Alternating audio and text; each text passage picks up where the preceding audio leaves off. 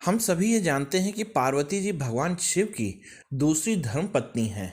हालांकि यह भी सत्य है कि पार्वती जी भगवान महाकाल की पहली धर्म पत्नी सती जी का ही रूप हैं और उन्होंने अपना अगला जन्म पार्वती जी के रूप में लिया था।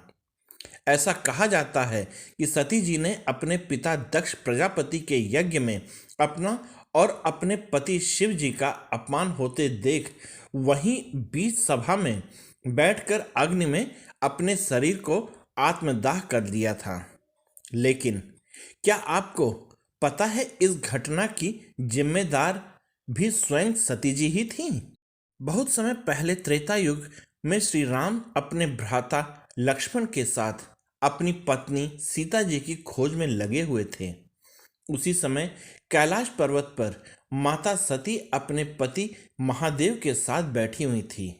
उस समय उनके मन में एक सवाल आया कि श्री राम जो स्वयं भगवान विष्णु के अवतार हैं, वे इस तरह एक स्त्री वियोग में वन में मारे मारे क्यों फिर रहे हैं? यदि वे चाहें तो अवश्य ही रावण की लंका का पता लगाकर तुरंत उसे मार सकते हैं। यही सवाल उन्होंने महाकाल अर्थात महादेव से पूछा। जब महादेव ने बताया कि हाँ, यह सत्य है कि प्रभु श्री राम भगवान विष्णु के अवतार हैं, लेकिन उन्होंने पृथ्वी पर एक मनुष्य के रूप में जन्म लिया है, इसलिए उन्हें भी अन्य मनुष्यों की तरह ही एक साधारण व्यक्ति की तरह सभी कष्टों से गुजरना होगा। तब सती जी ने कहा कि क्या मनुष्य रूप में भी उनके अंदर वह गुण मौजूद है जो भगवान विष्णु के अंदर समाये हुए हैं? तब महादेव ने उनकी शंका का समाधान करते हुए कहा, हाँ, एक मनुष्य होते हुए भी श्री राम उन सभी गुणों से परिपूर्ण हैं जो स्वयं श्री हरि के अंदर मौजूद हैं। माता सती ने इस पर संदेह प्रकट करते हुए कहा कि मुझे तो यह संभव नहीं लगता, क्योंकि यदि उनके अंदर वह कलाएं होती तो वे आज माता सीता की तलाश में वन वन में न भटक रहे होते। तब माता सती ने निश्चय किया कि वे श्री राम की परीक्षा लेंगी और उन्होंने अपने पति भगवान शिव से इसकी आज्ञा मांगी। लेकिन शिव जी ने उन्हें समझाने की कोशिश की कि यह उचित नहीं है। श्री राम स्वयं सच्चिदानंद हैं, इसलिए उनकी परीक्षा लेना एक मूर्खता होगी। लेकिन कई बार समझाने के बाद भी जब माता सती नहीं मानी, तब मजबूरन महादेव ने माता सती को श्री राम की परीक्षा लेने की इजाजत दे दी।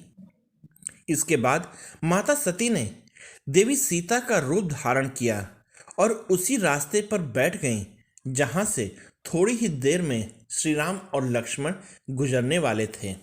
जब श्री राम और लक्ष्मण वहां से गुजरे, तब लक्ष्मण जी की नजर देवी सीता का रूप धारण किए हुए माता सती पर पड़ी और लक्ष्मण उन्हें सीता समझकर प्रसन्न हो गए और उन्हें प्रणाम किया। जब थोड़ी देर में श्री राम की नज़र उन पर पड़ी, तब उन्होंने भी हाथ जोड़कर प्रणाम करते हुए कहा, माता, क्या आज आप अकेले ही वन विहार पर निकली हैं? मेरे प्रभु भगवान शिव कहाँ पर हैं?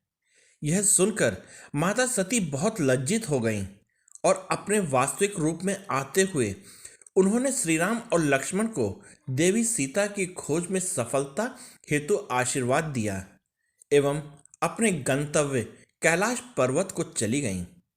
जब शिव जी ने उनसे पूछा कि क्या तुमने श्री राम की परीक्षा ली थी, तब माता सती ने उनसे कहा कि उन्होंने श्री राम की कोई परीक्षा नहीं ली है, परंतु महादेव तो अंतर्यामी हैं। उन्होंने तुरंत पता कर लिया कि किस तरह माता सती ने देवी सीता का रूप धारण करके उनके प्रभु श्री राम की परीक्षा ली थी। तब महादेव को इस बात का एहसास हुआ कि अब न ही वे माता सती को अपनी धर्म पत्नी मान सकते हैं और न ही उनका त्याग कर सकते हैं। इसलिए उन्होंने मन ही मन माता सती का पत्नी रूप त्याग करते हुए उन्हें एक पुत्री के रूप में अपना लिया। माता सती को भी इस बात का एहसास हो गया कि अब मेरे पति भगवान शिव उन्हें कभी भी अपनी पत्नी के रूप में स्वीकार नहीं करेंगे। उन्हें इस बात पर बहुत दुख हुआ। उसके बाद दुखी माता सती को जब यह पता चला कि उनके पिता दक्ष एक महायज्ञ कर रहे हैं और उन्होंने अपनी सारी पुत्रियों को निमंत्रण भेजा सिवाय माता सती के। तो उन्होंने भी भगवान शिव जी से इसकी इजाज़त मांगी कि वो भी उस यज्ञ में शामिल हो सकें।